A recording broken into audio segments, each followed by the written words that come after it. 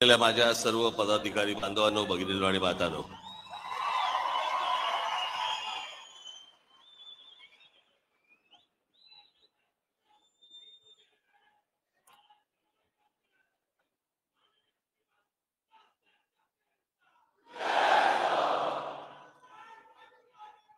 बस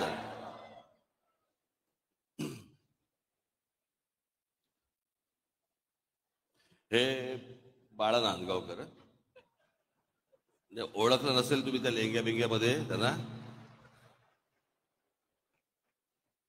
निवडणुकीच्या काळामध्ये तिथे प्रचाराच्या दरम्यान त्यांचा पायाला फ्रॅक्चर झालं आणि त्याच्यामुळे ते आता होईल बरं. ते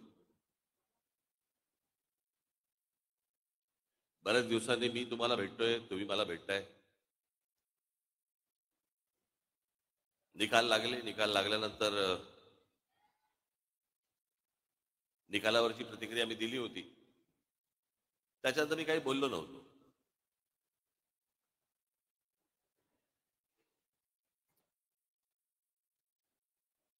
पण शांत आहे याचा अर्थ विचार करत नव्हतो असं नाही.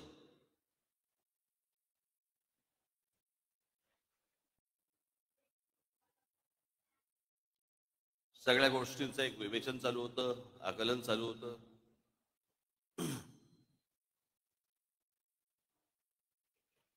बरेच लोक मला भेटले या सगळ्या गेल्या 2 महिन्यामध्ये, 1.5 महिन्यामध्ये. परवा दिवशी माझ्याकडे ते संभाजी महाराजांवरचे चित्रपट करणारे लक्ष्मण उतेकर दिग्दर्शक ते आले होते. उत्तम दिग्दर्शक.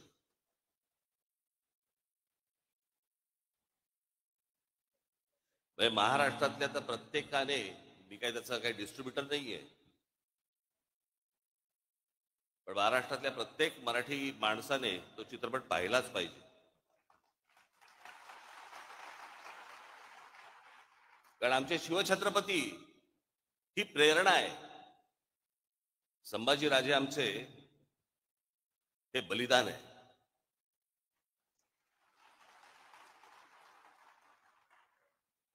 आणि मग मला मी पाहिलं नव्हतं त्याचं ते ट्रेलर बिलर. मला आमच्या अमेय खोपकरने मला सांगितलं की त्यांना तुम्हाला येऊन भेटायचंय. म्हटलं काय आहे विषय. नाही म्हटलं त्याच्यामध्ये संभाजी महाराज. हा लाईट जरा कमी होईल का रे, माझ्या डोक्यात डोळ्यासमोरचा काय आहे का काही त्याच्यात. हा, बोट बिट घाला कुठेतरी बटनात.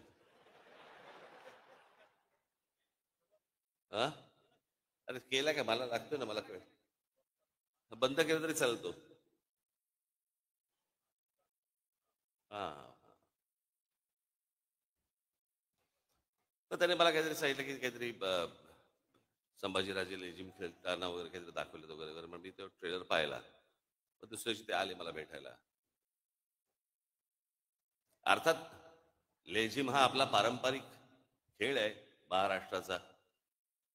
आणि संभाजीराजांनी कधीतरी हातामध्ये लेझिम घेतलंही असेल, काय माहिती. इतिहासाच्या पानात नाही, पण मनात तर असेल.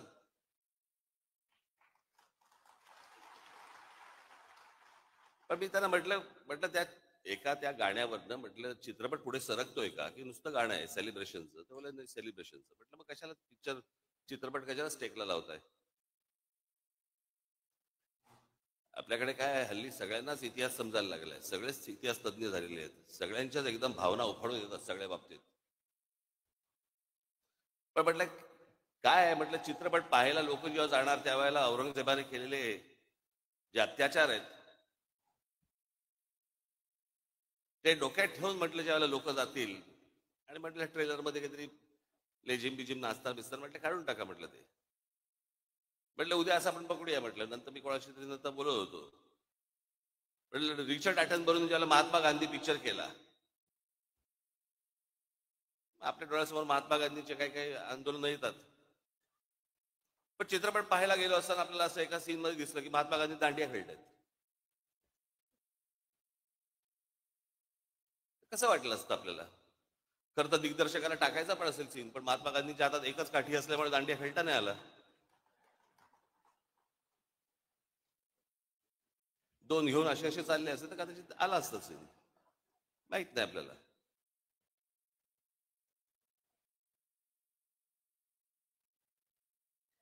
पण बरेच लोक मला भेटले, म्हणजे निकाल लागल्यावरती, निवडणुकीचा निकाल लागल्यावरती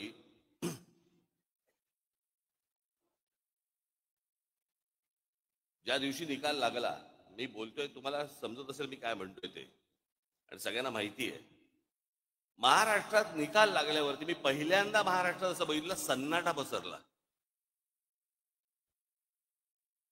ज्या प्रकारचा जल्लोष व्हायला पाहिजे होता, ज्या प्रकारची गोष्ट व्हायला पाहिजे होती, मिरवणुका काय सगळं सन्नाटा आलो, कारण लोकांमध्येच संभ्रम होता. हे काय आहे, हे कसं झालं, असा कसा निर्णय आला. माझ्याकडे एक व्यक्ती आली होती, जी RSSची म्हणजे संघाशी संबंधित व्यक्ती होती. त्यांच्याही मनामध्ये मला दिसलं की त्यांनाही पटलेलं नाही. त्यांनी फार छान वाक्य बोलले ते माझ्यासमोर. मला म्हणाले, इतना सन्नाटा क्यों है भाई, कोई तो जीता होगा, कोणीतरी जिंकलं असेल की ज्याच्यातनं जल्लोष होईल. पण महाराष्ट्रामध्ये जो सन्नाटा पसरला ते कसलं द्योतक आहे. काही काही गोष्टींवरती तर विश्वासच बसू शकत नाही. हे आमच्या इथे राजू पाटील बसलेत. कुठे आहेत राजू, कुठे इथे?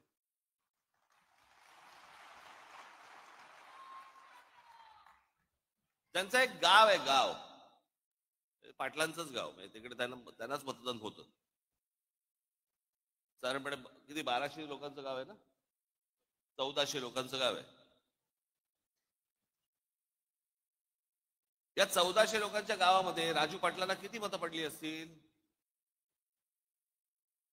अख्खं सगळं मतदान, दरवेळेला त्यांना मतदान होतं. पहिल्यांदा त्यांचे भाऊ उभे होते त्यावेळेला त्यांना मतदान झालं, ते उभे होते त्यावेळेला मतदान झालं, ज्यावेळेला ते खासदारकीला होते त्यावेळेला मतदान झालं, सगळीकडं. त्या गावात किती मतदान झालं असेल राजू पाटलांना? किती मतं पडली असतील? एक पण नाही.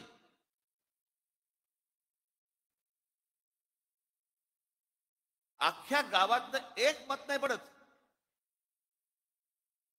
जी 1400 मतं जी दरवेळेला राजू पाटलांना पडायची, त्या गावामध्ये एक मत नाही पडत.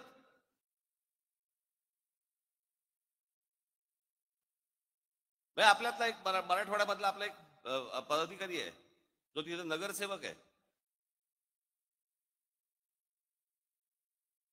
नगरसेवक असताना, म्हणजे नगरसेवक जेव्हा झाला त्यावेळेला त्याला त्याच्या भागातनं 5,500 मतदान आहे. 5,500 त्याच्या भागातनं.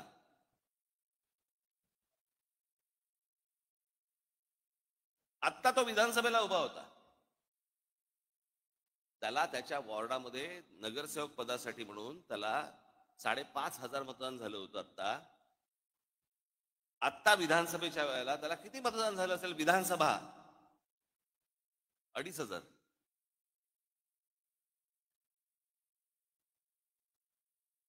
अनेक असे निर्णय आहेत महाराष्ट्रामध्ये झालेले की ज्याच्यावरती निवडून आलेल्यांचा विश्वास नाहीये. पडलेल्यांचा काय घेऊन बसलो आपण?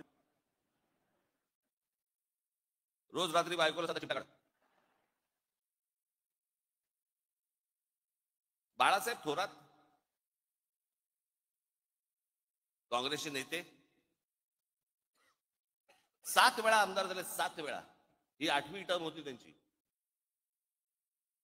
7 वेळा जो माणूस आमदार केला, 70 ते 80 हजार मताधिक्याने निवडून यायचे, ते बाळासाहेब थोरात या निवडणुकीमध्ये 10,000 मतांनी पराभव होतो.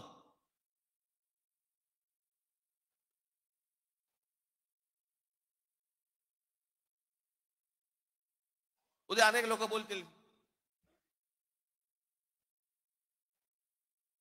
की राज ठाकरेंचा पराभव झाला म्हणून त्याच्यामुळे ते हे बोलतायत. मी काय बोलतोय? अख्खा महाराष्ट्र बोलतोय.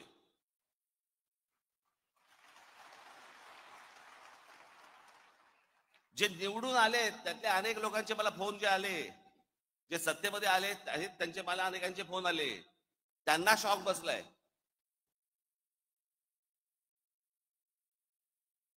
अहो 4-5 जागा येतील. म्हणजे कसं आहे, भारतीय जनता पक्षाला 132 काय जागा मिळाल्या वगैरे वगैरे, चला ठीक आहे.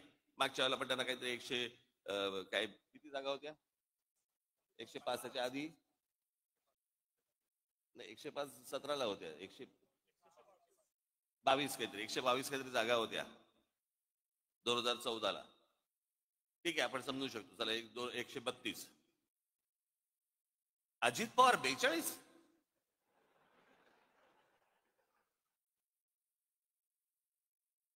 म्हणजे 4-5 जागा येतील की नाही असं सगळ्यांना वाटत असताना अजित पवार 42, कोणाचा तरी विश्वास बसेल का याच्यावरती? आणि जे इतकी वर्ष या महाराष्ट्रामध्ये राजकारण करत आले, ज्यांच्या जीवावरती हे अजित पवार, भुजबळ बिजबळ सगळेजण मोठे झाले, त्या शरद पवारांना 10 जागा मिळतात. मग हे न समजण्याच्या पलीकडची गोष्ट आहे, न समजण्याच्या पलीकडची. गेल्या 4 महिन्यापूर्वी लोकसभा झाली. त्या लोकसभेला सर्वात जास्ती ज्यांचे कोणाचे खासदार निवडून आले असतील तर ते काँग्रेसचे निवडून आले. त्याचे 13 खासदार निवडून आले काँग्रेसचे. बरोबर बोलतोय? एका खासदाराच्या खाली किती आमदार येतात? साधारणपणे 5 ते 6 आमदार येतात. 6 आमदार येतात. बरोबर आहे? सर्वसाधारणपणे किती आमदार यायला पाहिजे होते काँग्रेसचे? सगळे 6च्या 6 नाही पकडलं, पण एखाद्या मतदारसंघामध्ये 6च्या ऐवजी समजा 4 आलेत, 3 आलेत, काहीतरी त्यांचे 15 आमदार येतात.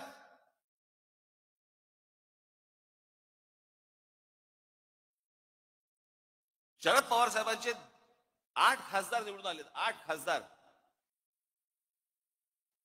त्यांचे 10 आमदार येतात. आणि लोकसभेला ज्या अजित पवारांचा 1 खासदार निवडून आलाय तिथे 42 आमदार येतात. 4 महिन्यात फरक पडला लोकांच्या मनात. काय झालं, कशामुळे झालं, हा संशोधनाचाच विषय. मी तुम्हाला आज काय सांगायला आलोय, या मतदानावरती जाऊ नका. लोकांनी आपल्याला मतदान केलेलं आहे, फक्त ते आपल्यापर्यंत आलेलं नाहीये.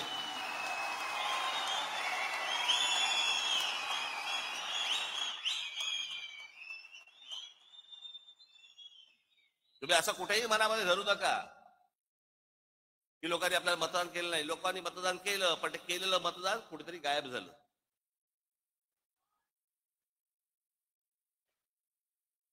आणि अशा प्रकारच्या ज्या निवडणुका लढवायच्या असतील तर निवडणुका न लढवल्याच बऱ्या.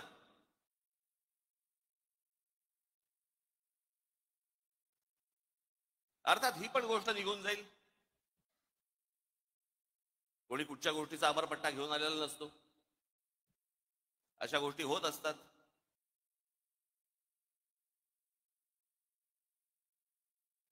पण मला तुम्हाला फक्त एकच गोष्ट, तुम्हाला आज महत्वाच्या गोष्टी काही सांगायच्या आहेत.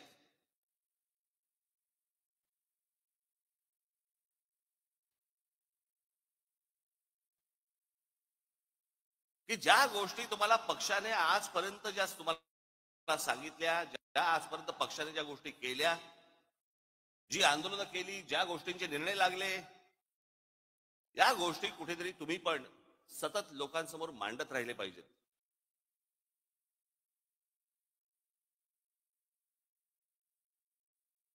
आतापर्यंत आपण काय काय केलं, कोणती कोणती आंदोलनं केली, कोणकोणत्या विषयामध्ये हात घातला, कोणकोणत्या विषयांचे निर्णय लागले, हे तुम्ही स्वतः कन्व्हिन्स पाहिजेत. तुम्हाला 4 लोकांनी प्रश्न विचारल्यावरती भांबावून जाणं, हे काय तो हे चांगलं लक्षण नव्हे.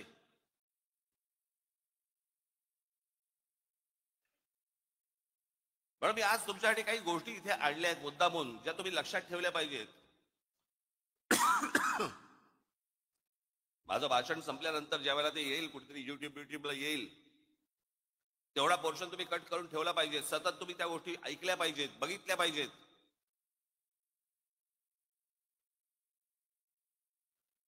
आणि हा जाणीवपूर्वक केलेला प्रचार असतो, जाणीवपूर्वक केलेला प्रसार असतो. तिथे जर तुम्ही खमके नसाल, तुम्ही जर खंबीर नसाल, तुम्ही उत्तर काय देणार आहात? आणि हे जाणून बुजून सगळे, कारण कसं आहे, हल्ली काही अनेक पत्रकार जे आहेत ते अनेक पक्षांच्या दावणीलाच बांधले गेलेले आहेत. अनेक चांगले पत्रकार देखील आहेतच, पण अनेक पत्रकार गेलेले आहेत. ते ह्या सगळ्या गोष्टी लिहित असतात, सांगत असतात, चॅनलमधनं पसरवत असतात, वर्तमानपत्रात देत असतात, सगळ्या गोष्टी चालू असतात, सोशल मीडियावरती देत असतात आणि मग तुम्हाला ते भणभणून टाकतात.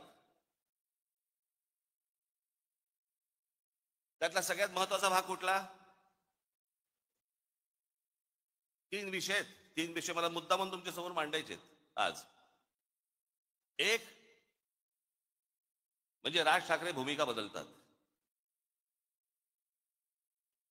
मी ज्यावेळेला माझ्या काही पदाधिकाऱ्यांशी इतर सगळ्या लोकांशी ज्यावेळेला मी बोललो त्यांच्याशी, मी म्हटलं तुम्हाला तरी माहिती आहेत का म्हटलं भूमिका बदलणं म्हणजे कशाला म्हणतात.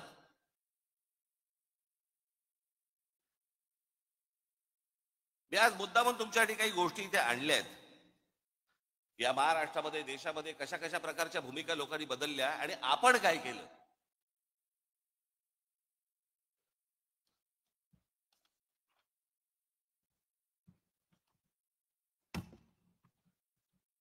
थोडा मागे जातो, नंतर मध्यात परत येतो. काय सांगतोय तुम्ही नीट ऐका. या देशाला ज्या वेळेला स्वातंत्र्य मिळालं, त्या स्वातंत्र्य मिळाल्यानंतर पहिली निवडणूक या देशामधली ही 1952 साली झाली. आणि ह्या 52 साली ज्या वेळेला ही निवडणूक झाली, त्यावेळेला नुकताच राष्ट्रीय स्वयंसेवक संघाचा म्हणून त्यांचा एक पॉलिटिकल विंग ही जन्माला आली, तिचं नाव जनसंघ.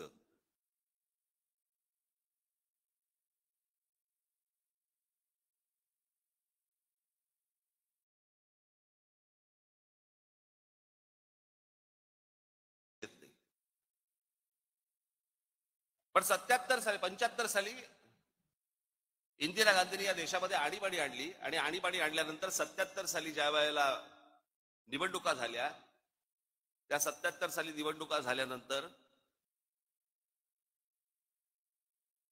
देशभरामध्ये इंदिरा गांधींचा दारुण पराभव झाला. इंदिरा गांधी स्वतः हरल्या होत्या. मी जर चुकत नसेल तर मला असं वाटतं राजनारायण होते, राजनारायणांनी इंदिरा गांधींना हरवलं होतं. आणि मग जनता पक्ष नावाची, जनता पार्टी नावाची एक पार्टी उभी राहिली, त्याच्यामध्ये अनेक पक्ष होते. ज्या अनेक पक्षांपैकी एक जनसंघ देखील होता. 1980 साली त्यांच्यातल्या सगळ्या भांडणांमुळे 1980 साली परत निवडणुका झाल्या आणि इंदिरा गांधी परत विजयी झाल्या. त्यावेळेला हा जो जनसंघ होता, या जनसंघाची भारतीय जनता पार्टी झाली. ते जे जनता पार्टीतनं जे बाहेर पडले होते, ती भारतीय ती दुसरी जनता पार्टी होती. त्या जनसंघाने तेच नाव घेतलं आणि भारतीय जनता पार्टी म्हणून केलं. हा आता भारतीय जनता पक्षाचा जो झेंडा दिसतोय, तो झेंडा बदलला झेंडा. आणि जनता पार्टीचा जो झेंडा होता, जो आडवा होता, भगवा आणि हिरवा, तो यांनी उभा केला.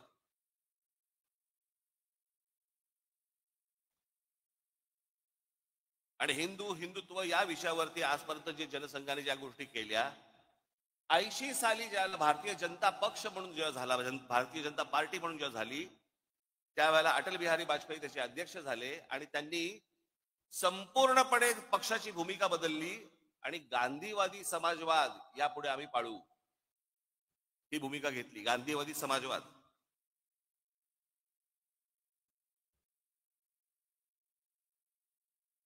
मग 84ला इंदिराजी गेल्या, इंदिराजी नंतर मग परत धक्के.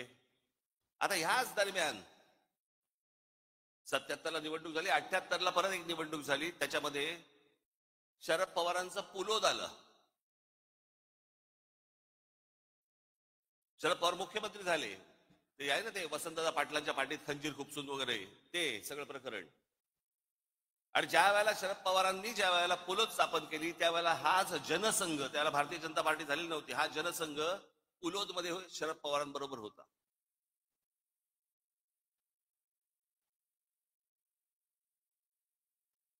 मी काय सांगतोय तुमच्या लक्षात येईल मी आता. आणि आता हे जे सगळं चालू आहे ना,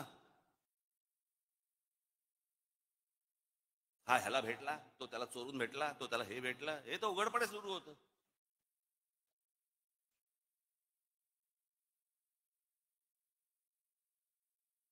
त्याच 78ला म्हणजे मुळात 77-75 पासून शिवसेनेने काँग्रेसच्या आणीबाणीला पाठिंबा दिला होता.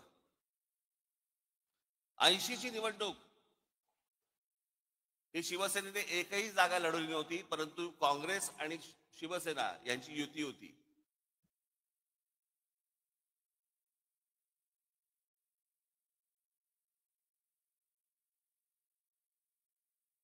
शरद पवार त्याच्यात 80 साली त्यांचं सरकार बरखास्त केलं इंदिरा गांधींनी.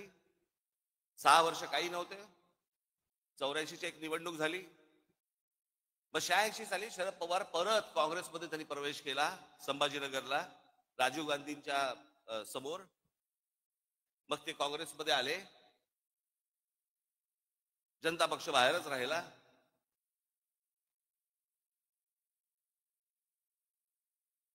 मग मराठीच्या प्रश्नावरती मुंबई महानगरपालिका शिवसेनेच्या हातामध्ये आली. 86ची निवडणूक झाली. 86 पर्यंत अटल बिहारी वाजपेयी हे भारतीय जनता पार्टीचे अध्यक्ष होते. 86ला पहिल्यांदा पार्ल्याची निवडणूक झाली आणि या देशातली पहिली निवडणूक जी हिंदुत्वावरती जिंकली गेली, ज्याच्यातनं अटल बिहारी वाजपेयींना बाजूला केलं आणि परत भारतीय जनता पार्टीने हिंदुत्वाचा नारा सुरू केला. त्यांच्या लक्षात आलं हिंदू हिंदू म्हणून मतदान करायला लागला. 87 साली संभाजीनगरची महानगरपालिका झाली. त्या महानगरपालिकेला ज्यावेळेला शिवसेनेला यश मिळालं त्याच्यानंतर परत भारतीय जनता पक्ष शिवसेनेबरोबर यायला सुरुवात झाली. 88-89 चर्चा.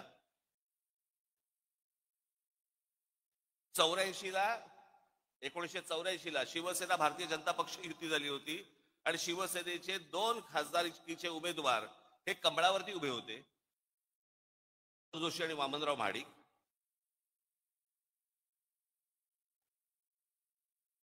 मग 90ला परत युती झाली.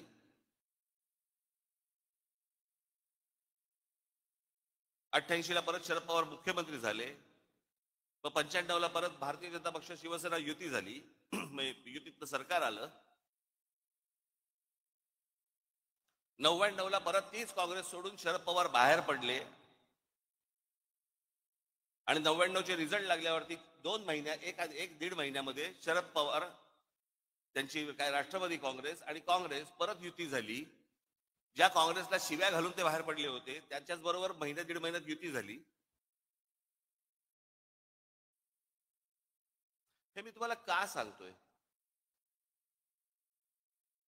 या सगळ्यांनी आपापसात प्रत्येकाच्या स्वार्थासाठी सगळ्यांनी आपापल्या भूमिका बदलल्या. इथे मी कोणत्या स्वार्थासाठी भूमिका बदलली हो?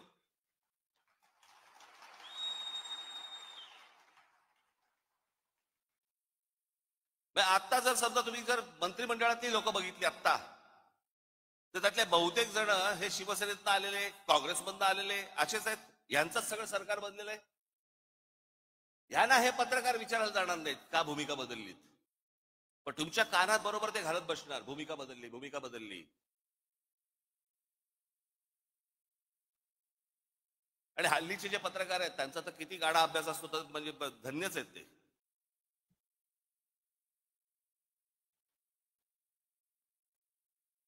आजचा दिवस ढकलायचा काही का बातमी टाकेना. आणि आता तर काय सगळे प्रत्येक पक्षाचे एक कल्लीच सगळ्या गोष्टी सुरू आहेत. आता काल त्या कुंभमध्ये आहे किती लोक गेली अजून आकडा येत नाहीये. ज्या प्रकारे इतर पक्षांचं कोणाचं असतं आणि काय झालं असतं तर काय तमाशा केला असता चॅनलवाल्यांनी, आता काय नाही, सगळे चालू आहे, दाखवत आहेत बातम्या फक्त.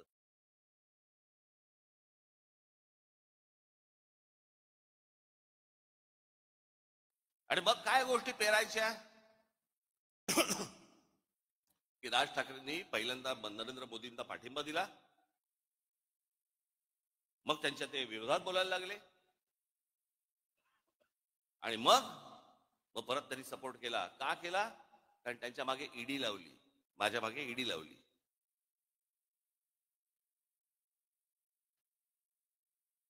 मला ती पण कहाणी आज तुम्हाला तुमच्या समोर आणि ह्या चॅनलच्या द्वारे महाराष्ट्रासमोर मला समोर सांगायचीच आहे.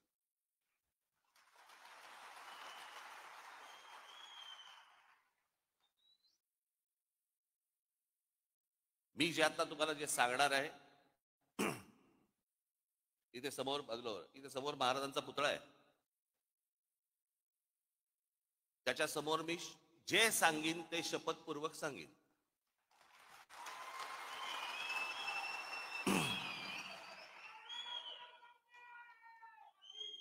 2000 साधारणपणे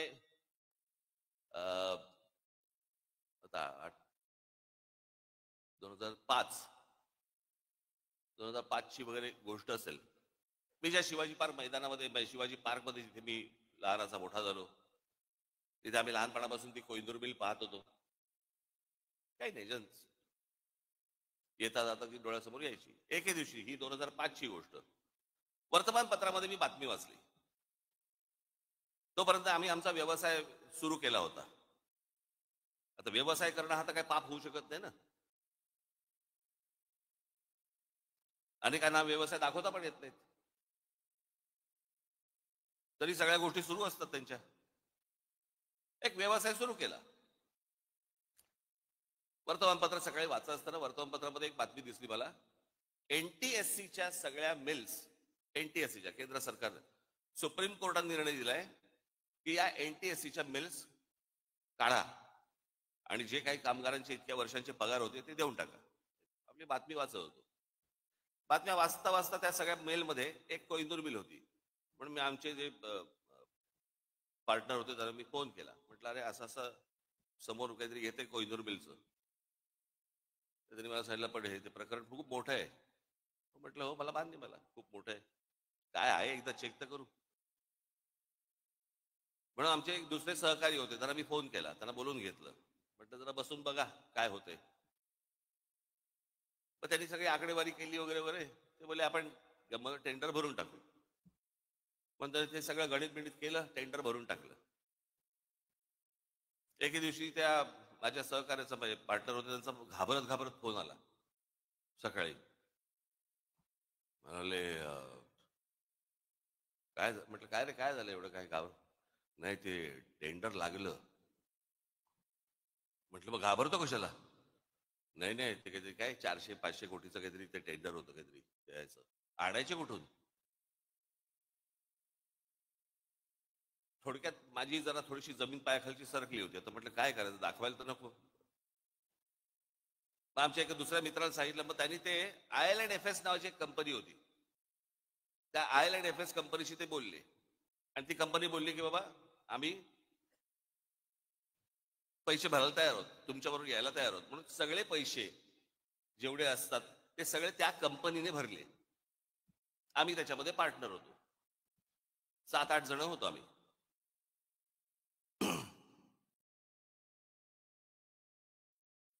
झालं सगळं सुरू. परत त्याला ब्रेक आला. परत ती केस काहीतरी कोर्टामध्ये गेली आणि सगळ्या परत मिल त्या अडकल्या. परत त्याच्यामधनं 1 वर्ष 1.5 वर्ष गेलं आणि मग त्याच्यानंतर ते सगळं परत 1.5 वर्षाचं सुरू झालं.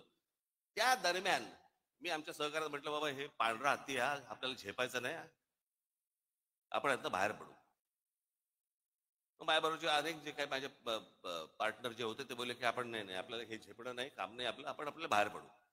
म्हणून आम्ही आमचा स्टेक घेऊन बाहेर पडलो. आमचा स्टेक त्याला दिला आणि त्याचे पैसे घेऊन आम्ही बाहेर पडलो. ही गोष्ट आहे 2000, मला असं वाटतं 8ची. त्याच्यानंतर आमचा विषय संपला. ज्या दिवशी मला ती ईडीची नोटीस आली, मला प्रश्न पडला, कसली ईडीची नोटीस, काय आहे काय? मग आम्ही जेव्हा बघितलं त्यात विषय होता कोहिनूरचा. म्हटलं, आपला काय संबंध याच्याशी आता? मग मला तिकडे बोलवते माणसं, मलाशी काय बोलवते हेच मला समजेना. की त्यांच्याकडनं तुम्हाला पैसे आले, पण तुम्ही त्यांचे पैसे काय, मला काय कळत नव्हतं. म्हटलं, काय झालं? बरं, जे पैसे आले त्याच्यावरती आम्ही टॅक्स भरला, टॅक्स भरून तो गेला. सगळ्यांनीच टॅक्स भरला आणि तो गेला. ती जी कंपनी होती त्याच्यामध्ये टॅक्स भरला, त्या कंपनीने तिकडे टॅक्स भरला, त्यातनं आम्ही बाहेर पडलो. मला ज्या वेळेला ती गोष्ट आली त्यावेळेला मी ज्यावेळेला इन्क्वायरी केली, आमच्या CA ला बोलवलं. म्हटलं, काय नेमकं काय झालं सांग मला. तो बोलला, तुमच्यातला एक जो पार्टनर आहे, तुम्ही जो टॅक्स भरलात त्या कंपनीत, त्या पार्टनरने तो टॅक्स इन्कम टॅक्सला भरलाच नाही, तर ते पैसे तुमचे बाहेरच्या बाहेर वापरले.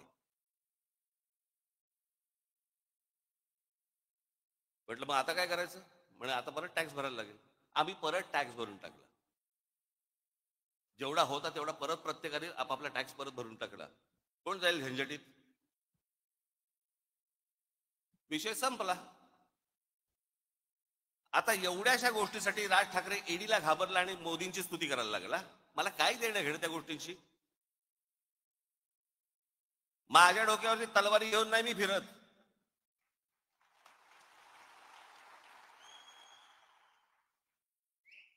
हे बाकीच्यांसारखं नाहीये. 6 दिवस अगोदर मोदी म्हणतात 70,000 कोटीचा भ्रष्टाचार केलेला ना आम्ही 8 मध्ये टाकू. आम्हाला माहित होतं की ते मंत्रिमंडळात टाकणार आहेत.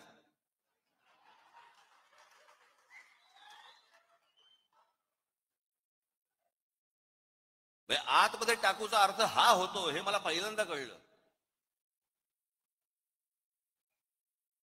किती किती तुम्हाला देऊ मला ह्याच्यामध्ये उदाहरणं या सगळ्या गोष्टींची? हे बघा, आता आपण भारतीय जनता पक्षाने काय काय गोष्टी केल्या ते आपण बघूया. हिम्मत बिस्वा शर्मा, भ्रष्टाचाराचं मूर्तिमंत प्रतीक अशी ज्यांची संभावना भारतीय जनता पक्षाने केली होती, हिम्मत बिस्वा शर्मांची, त्यांना पक्षात घेतलं. नंतर दुसऱ्या पक्षात होते ते, भ्रष्टाचाराचे आरोप केले होते त्यांच्यावरती. त्यांना नंतर भारतीय जनता पक्षाने पक्षात घेतलं. त्यांना अर्थ, आरोग्य आणि शिक्षणासारखी खाती दिली. नंतर त्यांना 2021 मध्ये मुख्यमंत्री केलं. म्हणजे ज्यांच्यावरती भ्रष्टाचाराचे आरोप केले होते तिथे भूमिका नाही बदलली. हे तुम्हाला पत्रकार नाही सांगणार. मुकुल रॉय, पूर्व भारतात सरदाना नावाच्या समूहाने लोकांना भरमसाठ रिटर्न्स देतो म्हणून पैसे गोळा केले आणि त्यांचे पैसे बुडवले. या घोटाळ्याचे शिल्पकार मुकुल रॉय, हे मुकुल रॉय होते असा भाजपाचा असा आरोप होता. 1917 मध्ये भाजपने मुकुल रॉयना पक्षात घेतलं. BS येडियुरप्पा, खाण घोटाळ्या प्रकरणी भाजपने त्यांना दूर सारलं, पण पक्ष सत्तेत येत नाही हे पाहून पुन्हा पक्षात घेतलं आणि 2019 ते 21 त्यांना मुख्यमंत्री केलं. अजित पवारांचं तर मी तुम्हाला सांगितलं. अशोक चव्हाण, आदर्श घोटाळा, त्यांनी काँग्रेस पक्ष सोडायच्या आधी संसदेत आदर्श घोटाळ्यातील त्यांच्या सहभागावरून भाजपच्या खासदारांनी आरोप केले. पुढे 8 दिवसात ते भाजपमध्ये आले आणि लगेचच त्यांना राज्यसभेवरती खासदार म्हणून पाठवलं. भूमिका नाही बदलली. फारुख अब्दुल्ला यांनी काश्मीर मधल्या 370 कलमाला विरोध करणाऱ्या भाजप सोबत, भाजपचा 370 कलमाला विरोध होता सुरुवातीपासून, आपलं त्यांचा विरोध होता की ते असू नये म्हणून, आणि फारुख अब्दुल्लांचा विरोध होता ते काढू नये म्हणून. काश्मीर मधल्या 370 कलमाला विरोध करणाऱ्या भाजप सोबत 1999 त्यांच्या एनडीएचे घटक बनले फारुख अब्दुल्ला, आणि ओमर अब्दुल्ला परराष्ट्र राज्यमंत्री बनले. याच ओमर अब्दुल्लांच्या नंतर नॅशनल कॉन्फरन्सने 2009 मध्ये काँग्रेसबरोबर युती केली. भूमिका नाही बदलली. भाजपमध्ये आले, भाजपने भूमिका बदलली. हे तुम्हाला कोण सांगणार नाहीत. म्हणून मी तुम्हाला, राजकारणामध्ये आहात तुम्ही, तुम्हाला हे सगळे संदर्भ तुम्हाला लक्षात असले पाहिजेत, तुम्हाला माहिती असली पाहिजे. ज्या वेळेला हे लोक येऊन समोर ज्याला तुमच्याशी बोलतात आणि ज्याला त्याला सांगतात, आणि ही असली गोष्टी ज्याला अफवा पसरवायला लागतात, त्यावेळेला तुम्ही तयार पाहिजेत.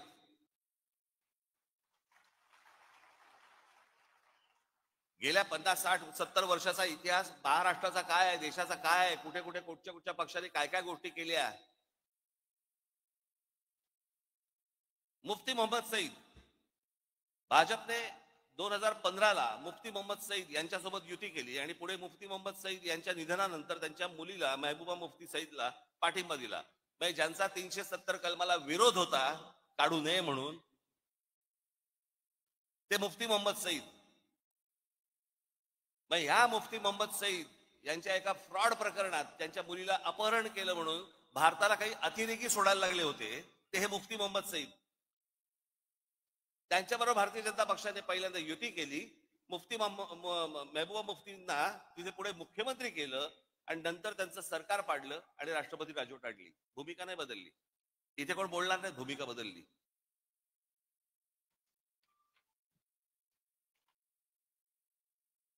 आता महाराष्ट्र देऊ. राधाकृष्ण विखे पाटील आधी काँग्रेस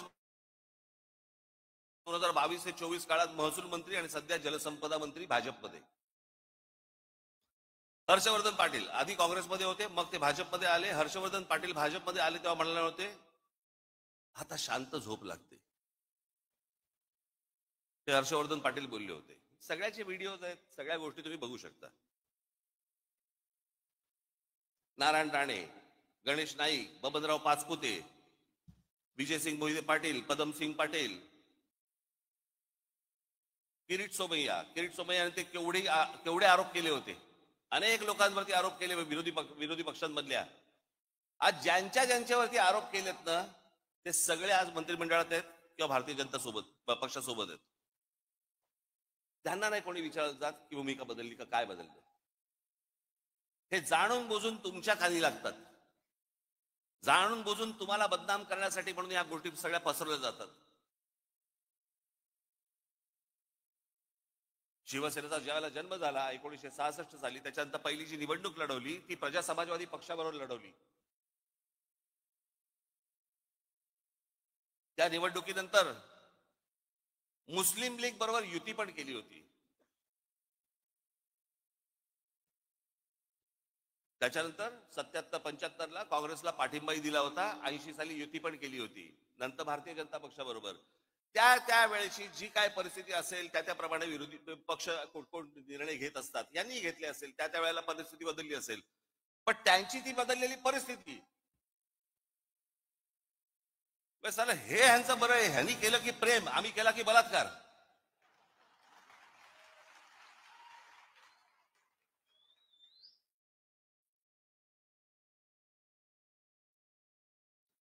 बरं आता लोकसभेच्या वेळेला ज्या वेळेला नरेंद्र मोदी ज्यावेळेला इथे शिवतीर्थावरती आले होते त्यावेळेला मी त्यांच्या समोर बोललो होतो ना की 2014ची निवडणूक झाली त्यावेळेला मला जे बोलायचं होतं ते मी बोललोय. 2017ची निवडणूक झाली त्यावेळेला मला जे म्हणायचं होतं ते मी म्हणून झालेलं आहे. मी असं काही बोललो का की मी ते काही बोललोच नव्हतो, मी असं काही म्हणालोच नव्हतो, असं काही बोललो का? माझं बोलून झालंय. एकदा सुटलं की सुटलं.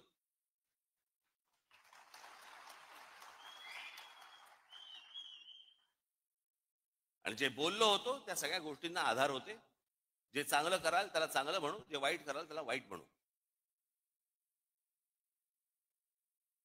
ह्या सगळ्या गोष्टीच्या तुमच्या समोर आणल्या. हे कृपाशंकर सिंग, बबनराव पाचपुते, अजित पवार, हे सगळे देवेंद्र फडणवीसांनी किती लोकांवरती आरोप केले आतापर्यंत?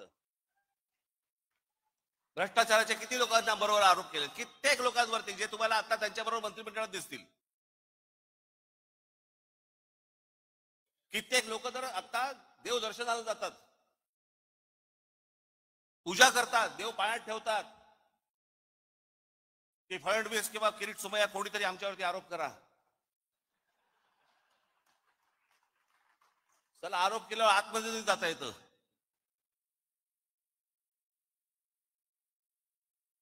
एवढा सगळा चिखल होऊन बसलेला आहे. आणि या चिखलामध्ये मला असं वाटतं की तुम्ही आतापर्यंत आपण ज्या प्रामाणिकपणे आजपर्यंत पक्ष चालवला, वाढवला,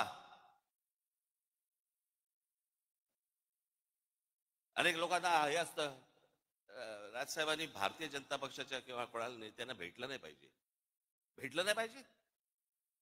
समोरचा बोलला चहा प्यायला येतो तर काय सांगू, घरीच पी.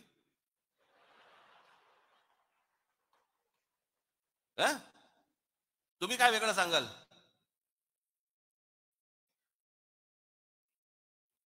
अहो पण ते मला जेव्हा भेटायला येतात ना त्यावेळेला मी तुम्हाला विकत नाही.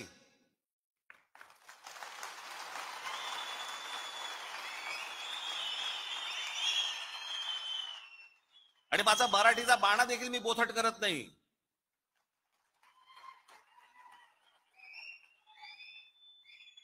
येतात, फोन करतात. आता मध्यंतरी मागे मी एकदा नाशिकला होतो. सकाळी मी निघालो होतो दौऱ्यावरती, कुठे पुण्याला जायचं होतं. 7 वाजता गाडीत बसलो, समोरून चंद्रकांत पाटील आले. नमस्कार काय म्हणताय बरं म्हटलं. मुंबईत आलो की येतो चहा प्यायला. ही परिस्थिती तुमच्यावरती आली,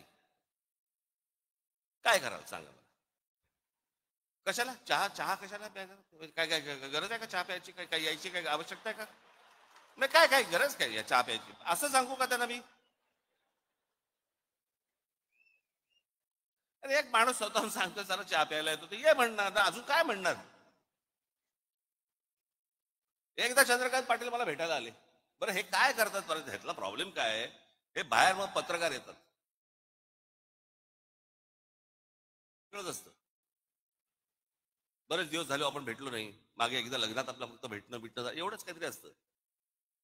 एकदा चंद्रकांत पाटील माझ्याकडे आले, त्याच वेळेला ते जेव्हा मला नाशिकला बोलले त्यावेळेला मुंबईत आलो की घरी भेटायला येतो. हे मला अजूनपर्यंत कळलेलं नाही. ते माझ्याशी चर्चा करून काय चहा बी खाणं पिणं सगळं झाल्यावरती बाहेर पडले. पत्रकाराने विचारलं काय झालं, तर आपण काय सांगू, काही नाही, सहज सदिच्छा भेट होती म्हणून सहज भेटायला आलो. बरं पत्रकारांचाही प्रॉब्लेम असतो, त्यांना वाटतं कशात तरी काय असणारच, काहीतरी असणार, त्याशिवाय काय होणार नाहीये. बाई आणि बुवा एकत्र भेटले की काहीतरी लफडच असलं पाहिजे, ह्याला काय दुसरं काय. अरे नॉर्मल पण भेटू शकतात की नाही, बोलू शकतात की नाही, एखादा पुरुष स्त्री एखादे नॉर्मल बोलू शकतात, गप्पा मारू शकतात.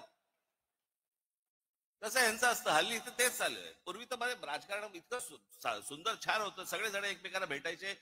पक्षाचा विरोध, पक्षाची धोरणं याच्यामध्ये कधी कॉम्प्रोमाइज व्हायचं नाही, पण म्हणून काहीतरी अगदी वैर घेतल्यासारखे वगैरे असं काही नव्हतं पूर्वी.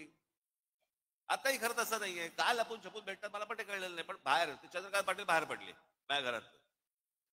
काय केलं असेल त्यांनी पत्रकारांसमोर,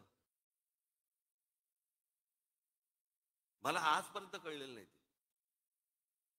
त्यांना प्रश्न विचारला, पाटील साहेब एक तासभर तुम्ही आतमध्ये होतात, काय चर्चा झाली.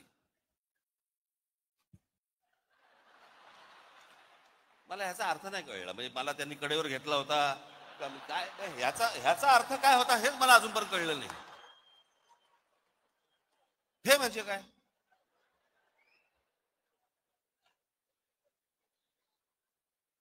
बरं मी काय पाहिलं नव्हतं. ते गेल्यानंतर पत्रकार आले आणि मला म्हणाले की त्यांनी असं केलं बाहेर गेल्यानंतर, म्हणजे काय झालं. मी म्हटलं असं केलं म्हणजे काय झालं, आम्ही दोघे एकमेकांना तेच विचारतोय, म्हणजे काय झालं. काय इकडे मी आक्रवलं होतं, त्याच्यामध्ये दाबून दिलं आणि मी आक्रो फोडून दिलं वगैरे, काय म्हणजे झालं काय.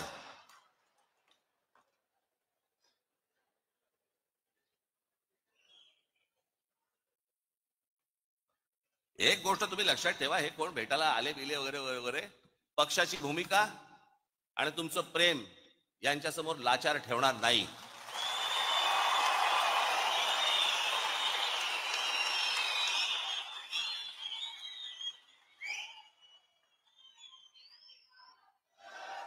उद्या जेव्हा कधी निवडणुका होतील, काय होतील, कधी होतील. आता 28 तारखेला खरं तर निर्णय होता, तो 28 फेब्रुवारीला गेला. आता 28 फेब्रुवारीला गेला म्हणजे ऑक्टोबर नोव्हेंबर शिवाय निवडणुकाच होत नाहीत. बरं ऑक्टोबर नोव्हेंबरला तरी काय अजून पुढे ढकलतील. त्यांना काय सरकारला प्रशासक नेमल्यानंतर प्रशासनाच्या हातात जर समजा या सगळ्या महानगरपालिका आणि सगळ्या गोष्टी असतील, कोण नगरसेवकांची ओझी उचलेल. त्याच्यामुळे कदाचित मला माहिती नाहीये, परंतु आता ही 28 फेब्रुवारी का 26 फेब्रुवारी काहीतरी तारीख ठरली आहे, याच्यानंतर अजून पुढे जाईल काहीतरी. ते सगळं ऑक्टोबर नोव्हेंबर डिसेंबरला निवडणुका होतील. तो पण मी का सांगतो तुम्हाला, फालतू खर्च करत बसू नका, कळलं का. या देवस्थानाला घेऊन चाललो महिलांना, या इकडे घेऊन चाललो दर्शनाला, हे ते आता काही करू नका त्या सगळ्या गोष्टी, कळलं का. आणि निवडणुकीच्या वेळेला या खिशे बाहेर काढून माझ्यासमोर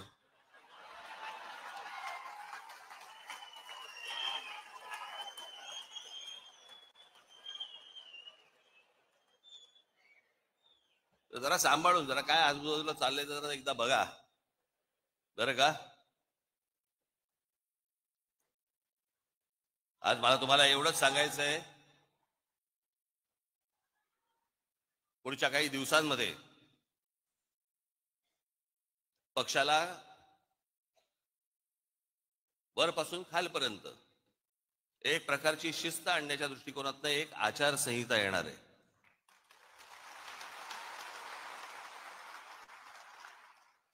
जी गोष्ट मी माझ्या विभागाध्यक्षाशी बोलीन तीच माझ्या शाखाध्यक्षाला पण कळली पाहिजे, तीच माझ्या महाराष्ट्र सैनिकाला पण कळली पाहिजे की काय नेमकं चालू आहे ते.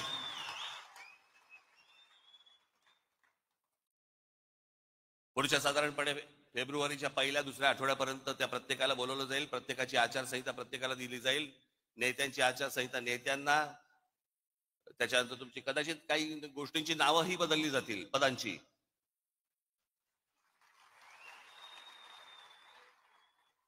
तर ते हळूहळू टप्प्याटप्प्याने त्या गोष्टी मी तुमच्या समोर मांडीन. परंतु मी एक गोष्ट सांगतो तुम्हाला, मी लहानपणापासून अनेक पराभव पाहिलेत, अनेक विजय देखील पाहिलेत. पराभवाने मी कधी खचलो नाही आणि विजयाने कधी हुरळून गेलो नाही.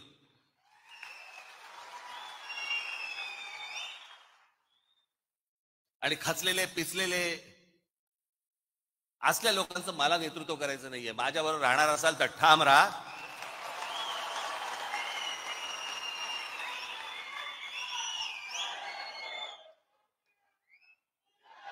आपल्याला जे महाराष्ट्रामध्ये करायचंय, जे आपल्याला महाराष्ट्राच्या मराठी माणसासाठी करायचंय, जे या महाराष्ट्रातल्या हिंदूंसाठी करायचंय ते आपण करणारच आहोत. ते आपलं स्वप्न आहे. आज नाही, उद्या नाही, परवा, पण ते होणार म्हणजे होणार, एवढं निश्चित आपण लक्षात ठेवावं. आज तुम्हाला हे सगळं मी पहिल्यांदाच येतो या सगळ्या ऑडिटोरियम मध्ये. मी कधी आलेलो नव्हतो. खरं तर हे वरती बसले सगळे चिकटवलेले दिसत वाटतात मला. हे सगळे ते प्लॅकार्डचे करतात ना, तसेच दिसतात ते मला सगळ्या. आत ना रे तुम्ही खरंच. पण आज तुम्ही बऱ्याच दिवसानंतर तुमची भेट झाली, मलाही बरं वाटलं, मलाही आनंद झाला. एका उत्साहात, जल्लोषात, जोशात पुढच्या येणाऱ्या सगळ्या गोष्टी आपण पार पाडायच्या आहेत. घराघरापर्यंत जायचंय, लोकांचा विश्वास संपादन करायचंय. जे आतापर्यंत पक्षाने केलेलं आहे ते लोकांपर्यंत जाणं गरजेचं आहे. असल्या फालतू ज्या वेळेला अफवा पसरवल्या जातात त्यावेळेला तुमचा देखील राजकीय अभ्यास हा दांडगा असला पाहिजे आणि तुम्ही देखील पुरून उरला पाहिजेत त्या समोरच्या लोकांना. या गोष्टी मला असं वाटतं घेऊन तुम्ही आज सगळेजण आपल्या आपल्या घरामध्ये जाल. फेब्रुवारीच्या पहिल्या आठवड्यात, दुसऱ्या आठवड्यामध्ये आपल्या सर्वांची मी भेट घेईनच. तोपर्यंत तुर्तास आज इथेच थांबतो. धन्यवाद. जय हिंद, जय महाराष्ट्र.